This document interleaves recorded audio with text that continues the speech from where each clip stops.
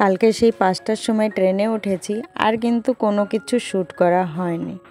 আসলে জানালার পাশে কোনো সিট না পড়লে আরও আমি কেমন যেন বোকা বোকা হয়ে যাই, কি করব কি না করব বুঝতে পারি না। তারপরে লোকজনের মধ্যে না আর ক্যামেরা তুলতেও ইচ্ছা করে না, তাই চুপচাপ পড়েছিলাম।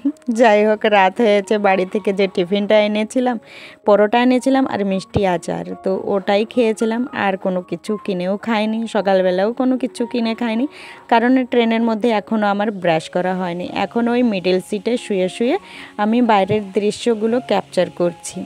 আসলে নিচে গেলে জানি যে নিচে গেলে আমি আর জানালার পাশ থেকে কোনো কিছু শ্যুট করতে পারবো না।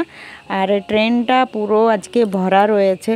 অনেক সময় থাকে এই কলকাতায় যেতে যেতে কিন্তু ট্রেনটা অনেকটা খালি হয়ে যায়, কিন্তু এইবার দেখছি ট্রেনটা একদমই খালি নেই, পুরো ভরাই রয়েছে। আর কি বলতো, আমি যে ট্রেনে উঠেছি এই ট্রেনের নাম হচ্ছে আগ্রা ক্যান্ট, যেটা হচ্ছে আগ্রা থেকে ছাড়ে আর এটা কলকাতা পর্যন্ত যায়। তো ইবা হালদার বুনু কমেন্ট করেছিলে যে তুমি কি আজ সকালে অমৃতসর এক্সপ্রেসে হাওড়া নেমেছো? তাহলে আমি ওই ট্রেনটা দেখেছি। আজ বর্ধমান স্টেশনে তোমার কথা ভাবছিলাম যে তুমি হয়তো এই ট্রেনটায় আছো, যদি ফোন নাম্বার থাকতো তাহলে তোমার সঙ্গে দেখা করতাম।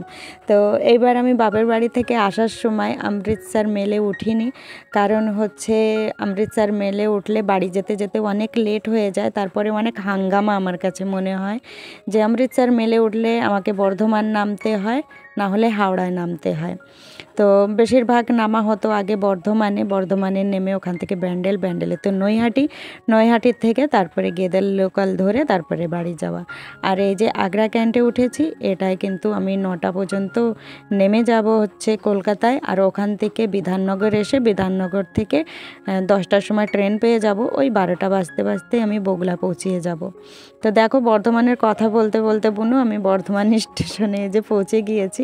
আর এই ট্রেনটা বর্ধমান স্টেশনে দাঁড়ায় না, অনেক কম স্টেশনে দাঁড়ায়, মানে আগ্রা থেকে ছাড়লে কলকাতা পর্যন্ত অনেক কম স্টেশনে দাঁড়ায়, মানে গোনাগাথা কয়েকটা স্টেশন আছে সেই স্টেশনে দাঁড়ায়।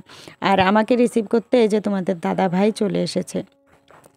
বাড়ি থেকে সবাই জানে যে আমি একা জার্নি করতে খুব বেশি ভয় পাই, তাই দেখো ওই দিক থেকে বোন আমাকে ট্রেনে উঠিয়ে দিয়েছে, আর এদিক থেকে এই যে তোমাদের দাদা ভাই চলে এসেছে আমাকে রিসিভ করতে, যাতে আমার মানে ভয় না করে। ওই ট্রেনের মধ্যে যেটুকু টাইম, আগে তো একা একা আমি বাজারঘাটেও যেতাম না, কিন্তু কি করা যাবে, আমি যদি একা একা জার্নি না করি তাহলে কিন্তু আমি বাপের বাড়ি কোনো দিনও যেতে পারবো না, আর বাড়িতেও আসতে পারবো না বাপের বাড়ি থেকে।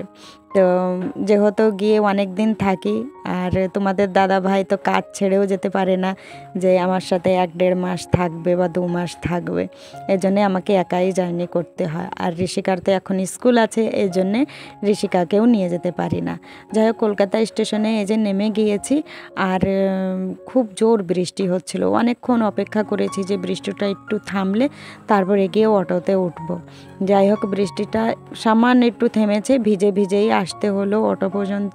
ওইদিকে স্টেশনের বাইরে তো ট্যাক্সি ছিল, কিন্তু ট্যাক্সিতে অনেক বেশি টাকা চায়, তো ওটা আমাদের জন্যে না, এজন্যে ভিজে ভিজে এসে এই যে অটোটা ধরে চলে যাচ্ছি এখন বিধাননগরে। আর একটা কথা বলি, ইবা হালদার বুনু, হয়তো তুমি ভাবছো যে আমি এই শনিবারে গাড়িতে উঠেছি আর এই রবিবারে হয়তো নেমেছি। না বুনু, আমি 17 আগস্টে ওখান থেকে গাড়িতে উঠেছি, 18 আগস্টে নেমেছি। আমার ফোনে অনেকগুলো ভিডিও জমা হয়েছিল, তাই আমি আস্তে আস্তে করে ভিডিওগুলো দিচ্ছি। বাস কয়েকটা ভিডিও আরও আছে, সেটা শেষ করলেই কিন্তু ফ্রেশ ভিডিও পাবে। বাপের বাড়িতে নেটওয়ার্কে ছিল না বলে, মানে নেটওয়ার্ক থাকতো না বলে আমি অনেক ভিডিও দিতে পারতাম না, যার জন্যে ফোনে ভিডিও জমা হতে থাকতো। তো এই জন্যে এই ভিডিওটা দিতে আমার এতটাই লেট হচ্ছে। আর ভিডিও লেট করে দিতে আমারও ভালো লাগে না, কিন্তু করা কি যাবে, দিতে তো হবেই। যেহেতু ওইদিকে নেটওয়ার্কে ছিল না, এই জন্যে দায় ছিলাম। যাই হোক, বিধাননগর স্টেশনে এসে একটু ফ্রেশ হয়ে ওখানে চা বিস্কুট খেয়েছি, তারপরে এই যে টাইম মতন গেদে লোকালে উঠে গিয়েছি। এখন এই যে একটু ছোলা সেদ্ধ কিনে খাচ্ছি, আমার তো ভীষণই ভালো লাগে, এই দিকে আসলে অনেক শান্তি পাই। যাই হোক, খাবার খাওয়া নিয়ে অত মনে মানে ঘিন ঘিন ভাব থাকে না, যতটা ওই সব ট্রেনে মানে কিনে খেতে যতটা খারাপ লাগে। আমার কেমন যেন একটা মানে কেমন যেন ভাব চলে আসে, আমার মন চায় না যে ওই ট্রেন থেকে কিছু কিনে খাই। তো টুকিটাকি এরকম শুকনো খাবার কিনে খেয়েছি। আর যাই হোক, খেতে খেতে খুব তাড়াতাড়ি টাইমটাও পাস হয়ে গিয়েছে। এখন এই যে ময়ূরহাট স্টেশনে নেমে পড়েছি। চাইলে আমরা বগুলাও নামতে পারি, ময়ূরহাটে নামলে ভালো হয়, একটু ভিড়ভাড় কম হয়, তাড়াতাড়ি গাড়িটাও পাওয়া যায়। তো এই যে টুকটুকি গাড়িতে বসে এখন বাড়ির দিকে যাচ্ছি।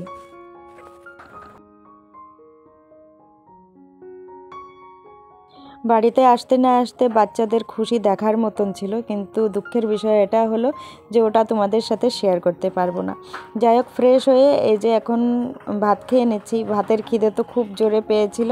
আজকে পূজা রান্না করেছিল কলা ভাজা আর করেছিল মাছের তরকারি। আসো তো বন্ধুরা, এই যে এখন রাত বাজে 8টা। খাওয়া দাওয়া করে অনেকক্ষণ ঘুমিয়েছিলাম। আর এ দেখো, আমার বাবু আজকে খুব খুশি। আর আমি যখন ঢুকেছি বাড়িতে, আমাদের বাবু একটু খালি গায়ে ছিল, প্যান্ট পরা ছিল, কিন্তু এর আগেও যখন আমি প্যান্ট পরা ভিডিও ছেড়েছি ওর, উপরে কোনো গেঞ্জি ছিল না, সেই ভিডিওতে ইয়েলো ডলার হয়ে গিয়েছিল। এজন্যে আমি সবাইকে বলিও যে খালি গায়ে যখন বাচ্চারা থাকবে তখন ভিডিও দেবে না, নাহলে এই সমস্যা হতে পারে। যাই হোক, এই জন্যে আর দিতে পারলাম না সেই ভিডিওটা।